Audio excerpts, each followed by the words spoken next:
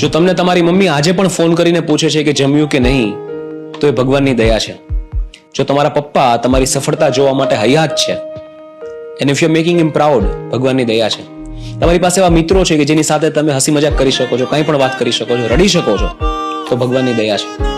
તમારા જીવનમાં કોઈ એવી વ્યક્તિ છે જે તમને ગાઈડ કરે છે, તમને મેન્ટરશિપ આપે છે, તો ભગવાનની દયા છે.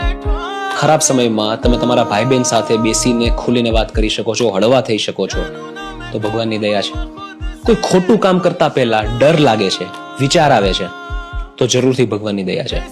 ઇનફેક્ટ તમારી લાઈફમાં એક પણ એવી વ્યક્તિ છે જે તમારી માટે પ્રાર્થના કરે છે, તો ભગવાનની દયા છે. કારણ કે એક સમય એવો આવશે કે આમાંથી ઘણી બધી વ્યક્તિઓ અને આમાંથી ઘણું બધું નહીં હોય. એક સમય એવો પણ આવશે કે આમાંથી ઘણા બધા લોકો એક પછી એક ઓછા થતા જશે, અને ત્યારે તમને ખબર પડશે કે કેટલી મોટી ભગવાનની દયા હતી. એની કિંમત આપણને ત્યારે સમજાય. મિત્રો, પૈસા કમાવા, સક્સેસફુલ થવું, મોટું ઘર લેવું, મોટી ગાડી લેવી, દુનિયા ફરવી, આ બધી તો ભગવાનની દયા છે જ. આ બધું કરવું જ જોઈએ. પણ સાથે સાથે the real joy of life, your friends, your family, your parents, your grandparents, એમની સાથેનો સમય, એની પણ વેલ્યુ કરવી જોઈએ. કારણ કે એના કરતાં વધારે મોટી દયા ભગવાનની બીજી કોઈ જ નથી.